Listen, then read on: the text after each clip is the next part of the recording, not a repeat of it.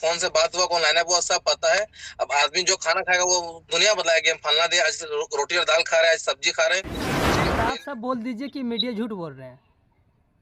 नहीं नहीं जी, मीडिया, सभी मीडिया को मैं बात तो नहीं क्या कहूंगा, मगर कुछ लोग क्या जो तो जो टारगेटेड बात करके। है वो बिल्कुल सच है।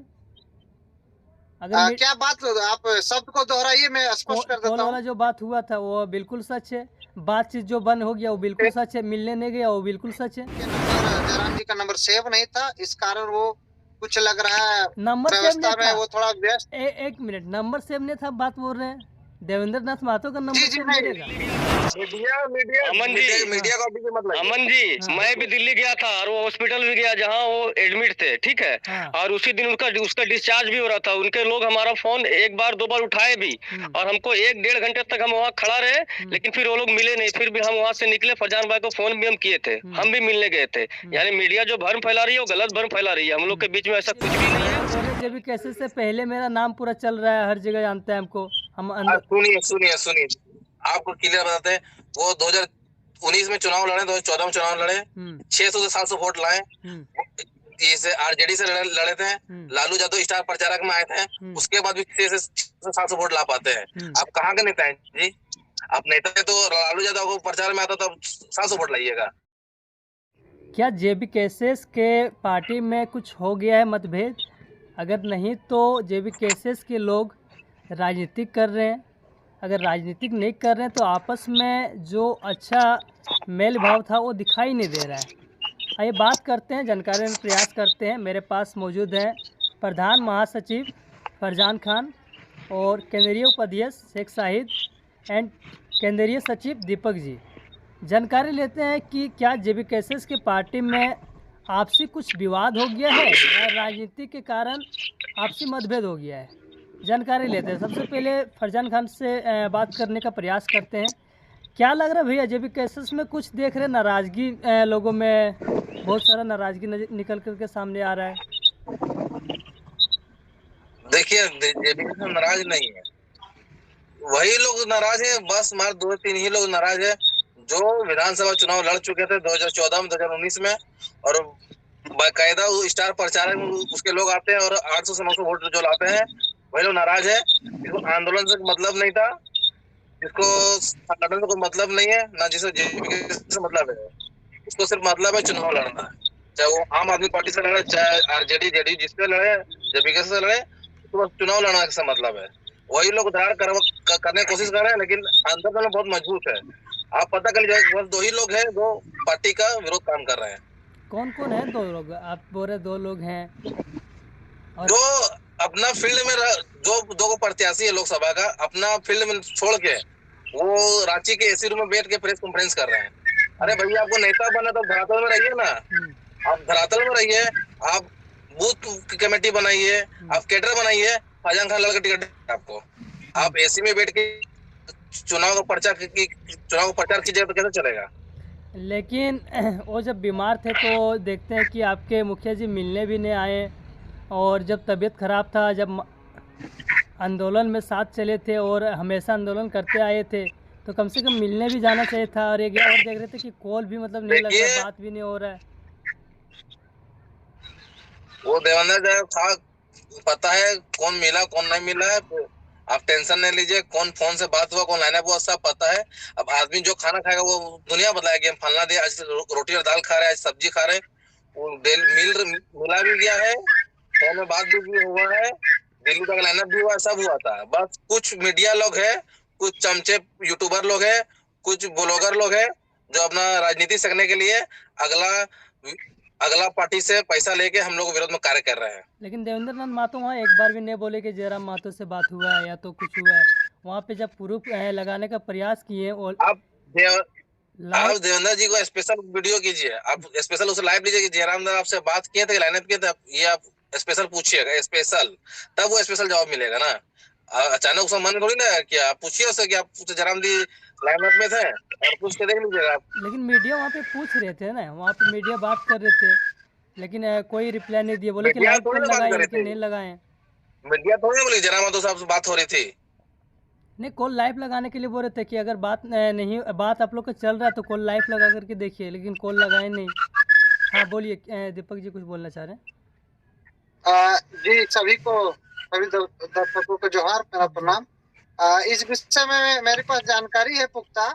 दरअसल बात यह है कि जब देवेंद्र जी से जयराम जी मिलने गए थे तो थोड़ा सा टेलीफोनिक वार्ता उनसे होने में थोड़ा दिक्कत हुआ, इसी कारण से किसी कारण से मिल नहीं पाए। और जहां तक दूरिया की बात है, ये सब सिर्फ एक अफवाह है। देवेंद्र जी से उनका बराबर बातचीत होते रहता है। और आप जिस बात का जिक्र किए कि वो लाइव में बोला गया कि आप फोन लगाइए, तो मैं एक चीज बताना चाहूंगा कि क्या सच्चाई आप इस चीज को नहीं मानते हैं कि आज जयराम जी के टेलीफोन में कितने सारे फोन आते हैं, या जयराम जी दिन भर 24 घंटा में पब्लिक का सेवा में लगे रहते हैं? हमें एक बार भी बता दीजिए कि जयराम जी अपने फोन को ऑन करके, ऐसा नहीं कि जानबूझ के फोन नहीं उठाते। ये सब सारा एलिगेशन है। और कुछ जो मीडिया कर्मी लोग हैं आज का डेट में अपने आप को जो बोलते हैं, वो एक तरह का फर्जी पत्रकार यूट्यूबर लोग हैं, सिर्फ और सिर्फ बेबुनियादा। मीडिया झूठ बोल रहे हैं, मीडिया झूठ बोल रहे हैं। एकदम नहीं जी, मैं एकदम पूरा तर्क के साथ में कह सकता हूँ कि जो लोग डायरेक्ट एलिगेशन लगा रहे हैं, पहली बात उन लोग पास कोई प्रूफ नहीं है कि जयराम जी वहां पे गए, किनसे क्या रहे या मिले। देखिए, हम आपको बार बार बोल रहे कि जयराम जी दिल्ली पहुंचे थे, उनसे मिलने गए थे। कुछ आप साफ बोल दीजिए कि मीडिया झूठ बोल रहे हैं। नहीं जी, मीडिया, सभी मीडिया को मैं बात नहीं कहूंगा, मगर कुछ लोग जो टारगेटेड, जो बात है वो बिल्कुल सच है। अगर क्या बात, आप शब्द को दोहराइए, मैं स्पष्ट कर देता हूँ। जो बात हुआ था वो बिल्कुल सच है। बातचीत जो बंद हो गया वो बिल्कुल सच है। मिलने नहीं गया वो बिल्कुल सच है। जी, मैं ये बात पे एकदम स्पष्ट क्लियर कह रहा हूँ, अपना स्टेटमेंट दे रहा हूँ। आप जान लीजिए कि जयराम जी की तरफ से उनके जो सहयोगी थे, उनका कॉल गया था, उनके नंबर, जयराम जी का नंबर सेव नहीं था, इस कारण वो कुछ लग रहा है नंबर व्यवस्था में वो थोड़ा व्यस्त। एक मिनट, नंबर सेव नहीं था बात बोल रहे हैं? देवेंद्र नाथ महतो का नंबर सेव मिलेगा? नहीं, हम ये बोल रहे हैं कि जब दिल्ली पहुंचे जयराम जी, तो जयराम जी के नंबर से जिन उनके सहयोगी का जो कॉल गया था, जो देवेंद्र जी के जो साथी थे, उनके मोबाइल पे जयराम जी का नंबर सेव नहीं होने के कारण ये मिसअंडरस्टैंडिंग हुआ। क्या बोले, किसके साथी थे? देवेंद्र जी के जो साथ में वहाँ इलाज करने के लिए गए, पहुंचे हुए थे। हाँ। उनके मोबाइल पे फोन गया था जयराम जी का, मगर उनके नंबर पे उनका सेव नहीं था, इसी कारण से मिसअंडरस्टैंडिंग हो। बाकी ये मुद्दा ही कुछ बड़ा नहीं था। कर सकते थे। नहीं, उनका नंबर ऑफ था, मोबाइल उनका रांची से ही ऑफ था। मैसेज कर सकते थे। जी। अरे भैया, जब मोबाइल कैसे करते हैं? अच्छा, मोबाइल ऑफ था। चलिए खाना खिला दो, आदमी खाएगा। चलिए आदमी जब मर जाए तो खाना खिला दीजिए तो। चलिए, आदमी जब मर जाए खाना खिला तो खा पाएगा? चलिए मान लिए, जिंदा है तो खाना खाएगा ना। मान लिए फरजान जी कि देवेंद्र जी का मोबाइल ऑफ था और ये मीडिया का कार्य था कि छवि को खराब करना। लेकिन मैं भी दिल्ली गया था। मीडिया का भी मतलब। अमन जी, मैं भी दिल्ली गया था और वो हॉस्पिटल भी गया जहाँ वो एडमिट थे, ठीक है। और उसी दिन उसका डिस्चार्ज भी हो रहा था। उनके लोग हमारा फोन एक बार दो बार उठाए भी, और हमको 1-1.5 घंटे तक हम वहाँ खड़ा रहे, लेकिन फिर वो लोग मिले नहीं। फिर भी हम वहाँ से निकले, फरजान भाई को फोन भी हम किए थे, हम भी मिलने गए थे। यानी मीडिया जो भ्रम फैला रही है वो गलत भ्रम फैला रही है। हम लोग के बीच में ऐसा कुछ भी नहीं है।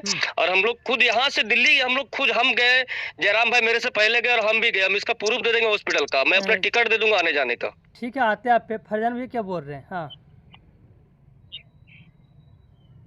नहीं, बोलिए, हम कुछ बोले। अच्छा, मान लीजिए मीडिया बोल रहे हैं कि मीडिया मतलब इसका गलत मतलब भ्रम फैला रहे हैं, और चलिए मान लिए। लेकिन यही बोलना चाहते थे, मीडिया को मत टारगेट लीजिए। कुछ वो ब्लॉगर लोग हैं, कुछ चंद लोग हैं।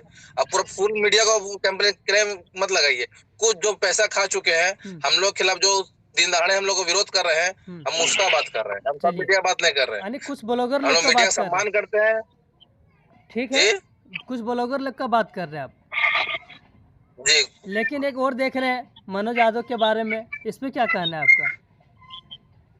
वो बोल रहे जेबी कैसे से पहले मेरा नाम पूरा चल रहा है, हर जगह जानते हैं हमको। हम सुनिए, आपको क्लियर बताते हैं।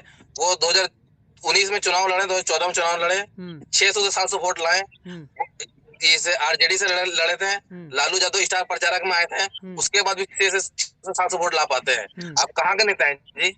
आप नेता है तो लालू यादव को प्रचार में आता तो 700 वोट लाइएगा। आवाज कट रहा है आपका, आवाज। हम बोलना चाह रहे हैं कि जो मनोज जी थे 2014 में भी चुनाव लड़े थे, 2019 में चुनाव लड़े थे और आरजेडी से टिकट लिए थे।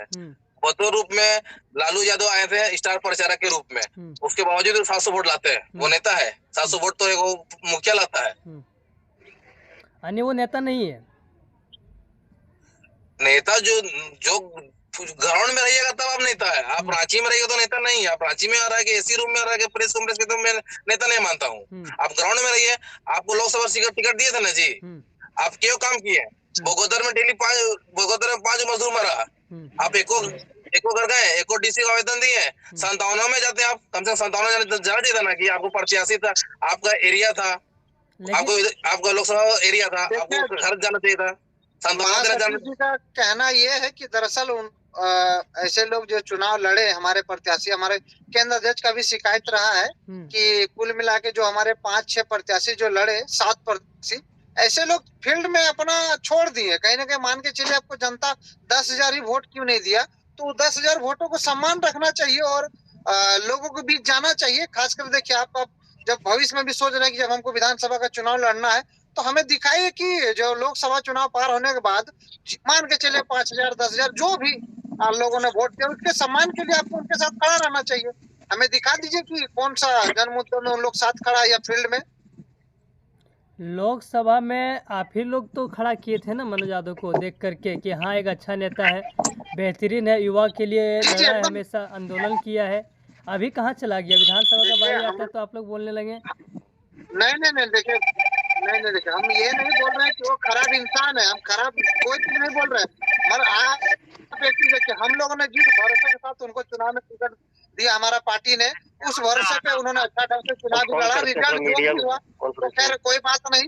मगर हम लोग चाहते हैं कि हम लोग साथ ऐसा नेता रहे, चुनाव हार हो या जीत हो, हम लोग झारखंड का हर एक परिस्थिति के साथ खड़े रहने वाले लोगों को खोज रहे हैं। चाहे वो विधानसभा का चुनाव हो, चाहे लोकसभा को, वो ऐसे कैंडिडेट हम लोग खोज रहे हैं जो कम से कम लोगों के साथ खड़ा रहे। मगर बाकी बहुत सारे आंदोलन किए हैं, बहुत आंदोलन किए, हमेशा लोगों के साथ चले हैं, ऐसा नहीं है नहीं चले। नो डाउट आंदोलन किए हैं, मगर आप यकीन मानिए कि आप आंदोलन का समर्थन करने जाता है, आंदोलन नहीं करने जाता है। अगर आप आंदोलन करने जाते तो आप 10,000 भीड़ लेके जाते हैं। आप आंदोलन समर्थन करने जाते थे, स्टूडेंट कर रहे हैं पारा से, आप उसका समर्थन करने जाते थे। अगर आप आंदोलन करते तो आप अकेले लीड करते 20,000 भीड़ लेके, वो समर्थन करने जाते थे, आंदोलन करने नहीं जाते थे। आज आंदोलन जयराम महतो जी किए है ना, आज देखिए ना भीड़ है, और ये आंदोलन किए 5 आदमी इनके साथ रहेगा, करके दिखाइए एक आंदोलन अपने बलबूते पे। अच्छा, बोलना तो बहुत आसान है, लेकिन जो करता है उसी को पता है। एक बात और सुनने में आ रहा है कि हमेशा जयराम महतो का चेहरा ही जेबी केसेस में निकल करके सामने आता है, कोई दूसरा चेहरा अगर आगे आना चाहता है तो रोक दिया जाता है। मनोज यादव भी आगे बढ़ने की कोशिश की है। हाँ बोलिए। लोग सब टिकट दिए जी, कितना बड़ा नदी दिया।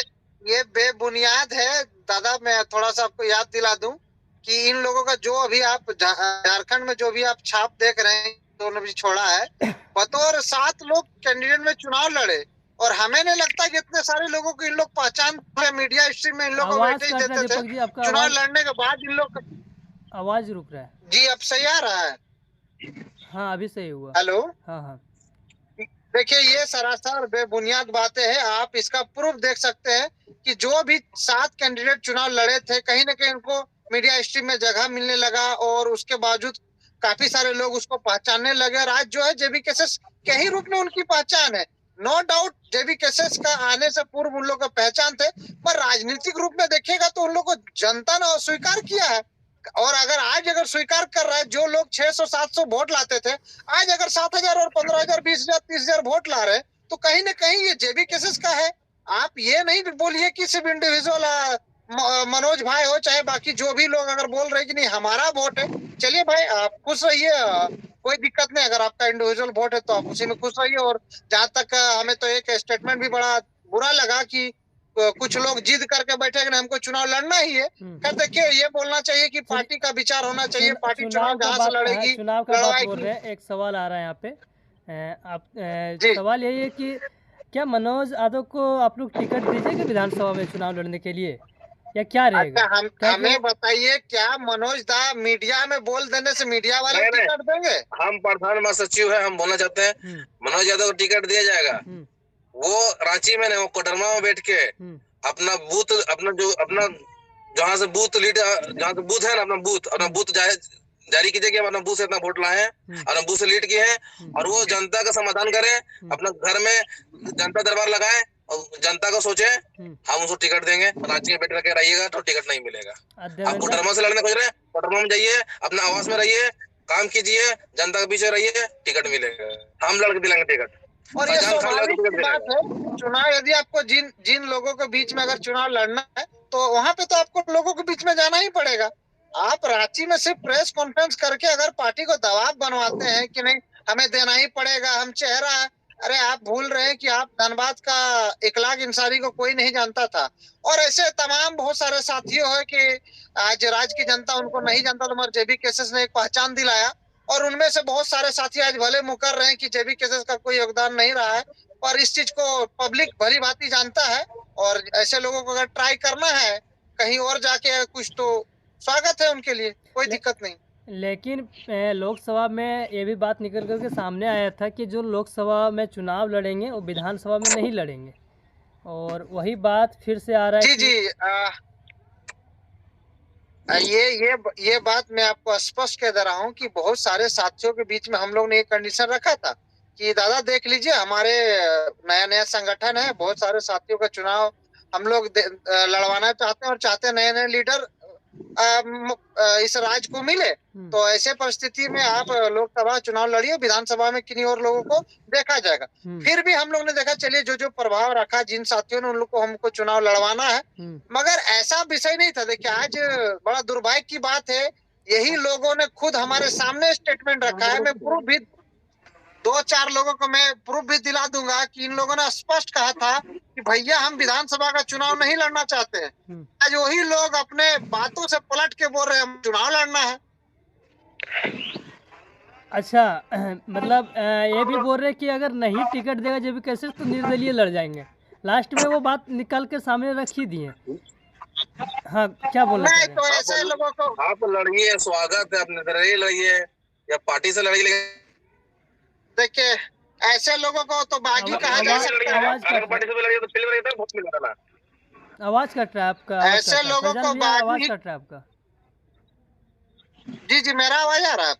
हाँ देखिए ऐसे लोगों को बागी कहा जा सकता है, मान के चलिए। वो थोड़ा सा रुकिएगा 1 मिनट के लिए, वो स्वयं 1 मिनट के लिए रुकिएगा। फरजान भैया ये सवाल है कि बोल रहे थे मनोज यादव कि अगर टिकट नहीं मिलेगा जेबी केसेस से, तो रिपोर्टर ही सवाल कर रहे थे क्या निर्दलीय लड़िएगा, तो तैयार हो गए थे और गुस्सा में भी थे, तो क्या लग रहा है निर्दलीय लड़ेंगे या टिकट दीजिएगा? आप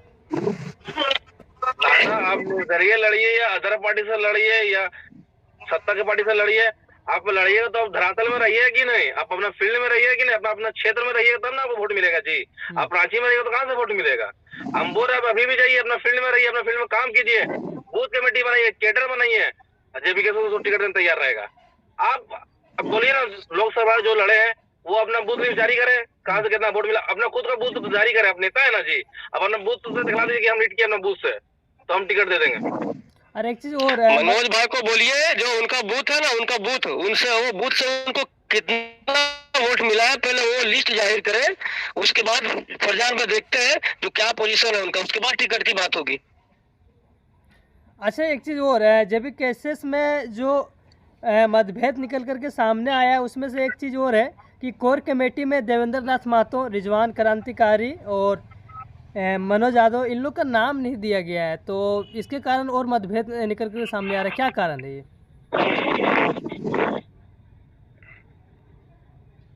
देखिए सबका नाम है, सब इनवाइट है, आज का लेटर में आप देख लीजिएगा, वरीय उपाध्यक्ष सबका नाम है, और कमेटी का फेज 2 भी आएगा बहुत जल्द। तो कोई मतभेद नहीं है, लेकिन ऐसा सुनने में आ रहा है कि अगर नहीं होगा, जैसे कि जेबी केसेस की तरफ से टिकट नहीं मिलता है तो निर्दलीय चुनाव लड़ेंगे, और चुनाव लड़ेंगे ही, हर हाल में लड़ेंगे, ऐसा बात निकल करके सामने आ रहा है। तो क्या आप लोग का क्या राय है उसमें? दरअसल ये है कि देखिए प्रेशर पॉलिटिक्स कर रहे हैं ऐसे लोग, उन लोग को पता है कि हम लोग पब्लिक के बीच में नहीं रहे हैं, पब्लिक हमको डिमांड नहीं है, हमको नेता के रूप में देखना नहीं चाहती है, तो इसलिए लोग क्या कर रहे हैं, मीडिया के थ्रू जाकर प्रेशर पॉलिटिक्स कर रहे हैं और पार्टी को दबाव बना रहा है। पर उनको ये सोचना चाहिए कि हमारा जो दल है किसी दबाव को झेलेगा नहीं और हमारे केंद्र अध्यक्ष पे कोई दबाव फर्क पड़ता नहीं है। अगर उनको लगता है कि दबाव डाल के अगर टिकट ले सके तो यह संभव है। वैसे लोगों को डायरेक्ट स्पष्ट निर्देश है कि अगर आपको टिकट चाहिए तो जिस क्षेत्र में आपको चुनाव लड़ना है जाइए, उन लोगों के बीच में रहिए, आपको जरूर टिकट दिया जाएगा। या ये मीडिया में बोल देने से टिकट मिलने वाला नहीं है। अगर किसी को लगता है मीडिया में बोल देने से अगर पार्टी का टिकट मिलेगा, अगर आपके दिल में कुछ बात ही है तो आप आइए, हमारे केंद्र अध्यक्ष से बात करिए, हमसे बात करिए, हमारे और लोगों साथियों से बात करिए कि क्या आपका मुद्दा है, आपको क्यों टिकट देना चाहिए, क्यों नहीं, क्या है मैटर। आप ये अर्गलन जो बातें हैं आप मीडिया में कर रहे हैं तो ये कहीं ना कहीं पार्टी प्रोटोकॉल के भी खिलाफ है। चलिए, अच्छा एक सवाल निकल करके फिर से रिपीट किया जाता है, जेबी केसेस में टाइगर जयराम महतो के अलावा और भी कोई बड़ा चेहरा है या नहीं है? जी एकदम है। आप हमें बताइए, आप जिन नामों का भी जिक्र कर रहे हैं ये सारे कहाँ के? अगर उन लोग अपने आप को मान लिए हैं कि चेहरा नहीं है तो बोल दे, सारे इस्तीफा दे के उन लोग तो बोल रहे हैं कि जेबी केसेस से पहले मेरा चेहरा फैला हुआ है, जेबी केसेस उस समय पैदा भी नहीं हुआ था। तो जब चेहरा फैला है तो भाजपा पार्टी हो, कांग्रेस हो, आजसू है, जब आपको इतना चुनाव लड़ने का शौक है तो क्यों नहीं अन्य पार्टी आपको चुनाव लड़ा रहा?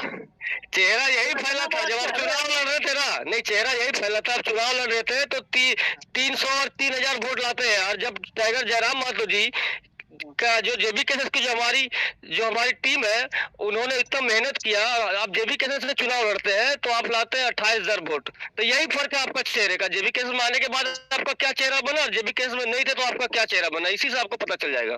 शायद भैया थोड़ा सा निकलना पड़ेगा हम लोग को थोड़ा सा। ठीक है, तो आप लोग को फिर से हम लेने का प्रयास करेंगे। और बात रह गया ये देवेंद्र नाथ महतो से कि जयराम महतो से बात हुआ था, तो चलिए उनसे भी मतलब ऑनलाइन मीटिंग रखने का प्रयास किया जाएगा और कितनी सच्चाई है देखने का प्रयास किया जाएगा। और आप लोग को फिर से नहीं, एकदम सच्चाई है। जयराम भाई मिलने गए थे, उसमें कहीं से नो डाउट, कोई डाउट नहीं है। हम भी मिलने गए थे, अगर ऐसा जरूरत पड़ेगा हम लोग प्रूफ भी देंगे आपको। चलिए ठीक है, धन्यवाद। हाँ, फिर आते हैं आप लोग के पास मिलते हैं। जी।